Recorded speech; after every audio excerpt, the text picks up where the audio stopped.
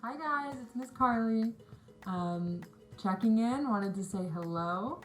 We are not meeting in person this week, which is quite sad. I know I'm going to miss you all, but take comfort in knowing that we are going to keep moving on with our art group, with our creativity flowing, and take comfort in knowing that we are all in this together, and we are taking it one day at a time. So I'm happy to be able to reach you guys this way, and I hope you enjoy our little 15-20 minute sessions on here. Today we are going to be doing what some people may know as a fortune teller, or when I was younger it was a cootie catcher, but I have made it into a coping mechanism tool. It looks like this, and maybe we can workshop our own fun name for it as a group.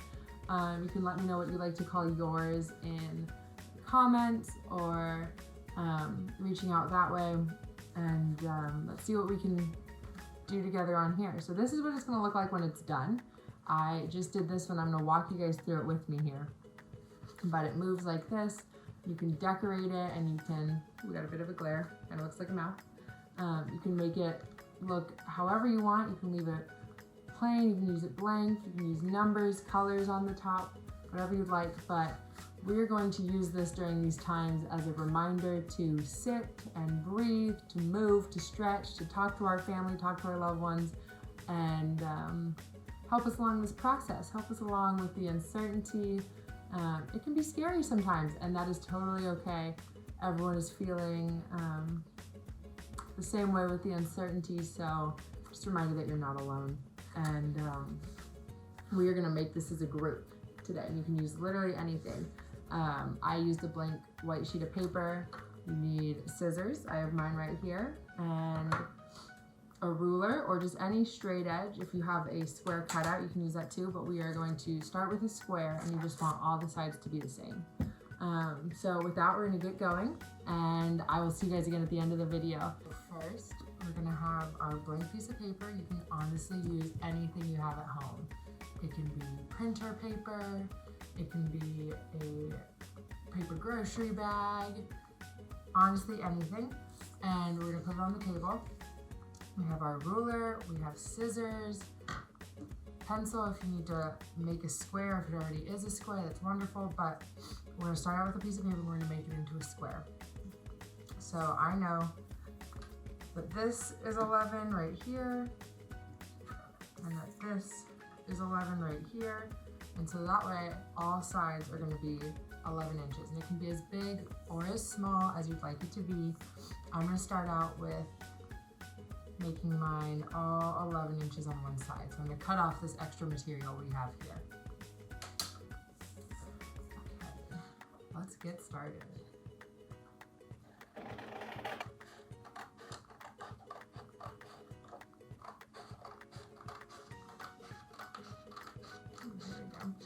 And if you need a parent to help you with the cutting or the measuring, don't be afraid to ask. You can do this together. You can come up with your ideas together. You can make one for your whole family. You can ask an older sibling. Honestly, in these times when we're all spending so much time together, it's nice to involve everyone as a group and do something that everyone can be a part of, and make the most of being, you know, inside with your family, inside with your pets, inside with relatives, all ages, doesn't matter. So if you need help or you'd like ideas, just reach out, see who wants to help you with it. Mom, dad, brother, sister, anyone.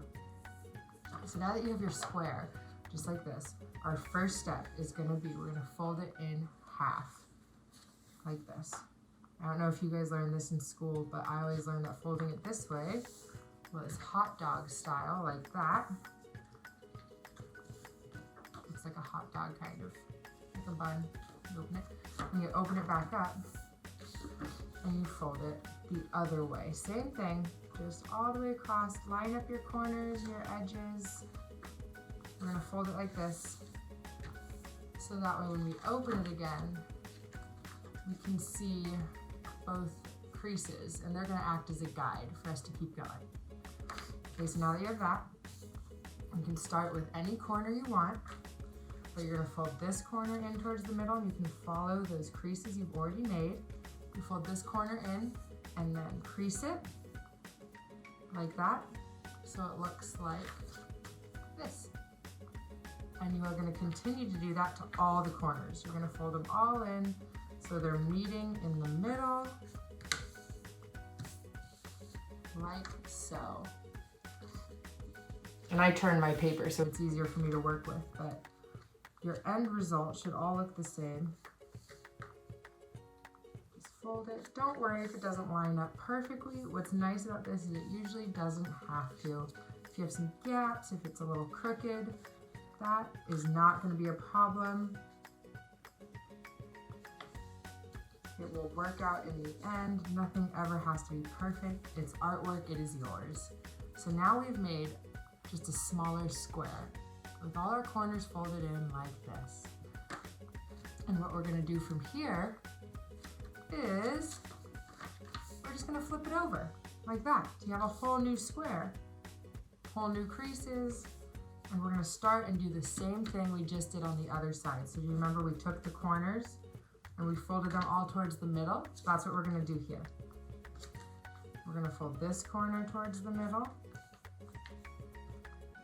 like that. And we're gonna take this corner and fold it in towards the middle, like that. It gets a little tricky, the paper gets a little thicker, but just use those muscles and push them in towards the middle. I turn mine around so I can use the bottom. We're gonna turn this corner in towards the middle, like that. And then finally our last corner. Some of you may have made these in school. Some of your older siblings may have made them. I know I made them a lot when I was younger, but we're gonna make a whole new one today, and we're probably gonna write a few different things inside. Just a little glimpse at what's to come. So now it looks like this. You push all these in, you have made another smaller square. Okay, so from here, you're gonna flip it back over like that. And look, you have these little pockets, and you are once again going to fold it in half. So if you just left it on this side, just fold it in half like this. So these little pockets are now on the outside. And this is where you're gonna take some of that strength I was talking to earlier, because we have folded it in half this way, fold it in half that way, but now we need to push them together. So you can get your thumbs in there like this, and like that. You're gonna push it together like this. It may look hard, but I promise once you start to do it, it's really easy because you've made all those crease lines already. And look, you open it up and down like that. So this is where the fun part comes in. Once you have this, and you can put your fingers in it like that. And then move it, open and closed. Looks like a little mouth. If I was there, I'd be asking you how you're doing. So once you've done this, we're now gonna write in it. Okay, and it can collapse back down to how it was. And we are gonna write on the different pieces of it. So, the first one, you can pick any number you want. I'm gonna start from 5. It's my favorite number, so I'm gonna put a big 5 right here. 5, 7. Feel free to go in order. You honestly can pick any number. 9 and 11. Why not? So we've numbered them all. And then I'm gonna do a trial run here. You're gonna refold it like this and go pick a number. You can pick a number yourself. You can ask someone else to pick a number, but say they pick 7, then you go 1, 2, 3, 4, 5, 6, 7. And you have this open space. So what we're gonna do is we're gonna write on all these open spaces, and we're gonna do more numbers and go from there. It's a learning process. So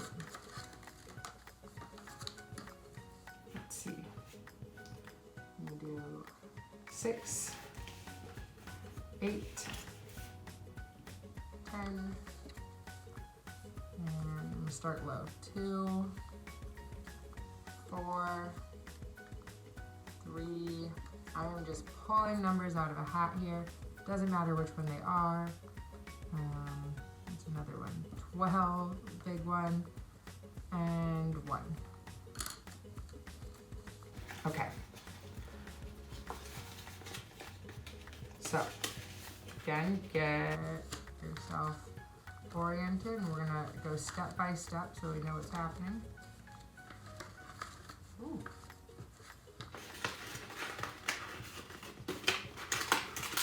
There it is. Okay. So, say we picked 5 from the top up here. 1, 2, 3, 4, 5. And we have numbers in there. We have 2, 10, 12, 1. You need to pick which number you want out of there. And say you pick 10. Then you go 1, 2, 3, 4, 5, 6, 7, 8, 9, 10. And then someone can pick what one they want out of there. We have 7, or no, it's another 2, 8, 6, 3. Say you pick 3, and this is you can open it. And you have a whole area in there. So what we're gonna do is we're gonna write different ways for coping on the inside of all of these. And what that means is we're gonna use this as a coping mechanism. For when we're feeling stressed or anxious or sad, or even if we're looking for something to do to ground ourselves, we're gonna write different ways that we can relax and breathe and maybe come back down to stable on the inside of these. Especially with all that's going on in the world right now, what's happening, whether you're not in school, whether you're at home, the uncertainty of it all.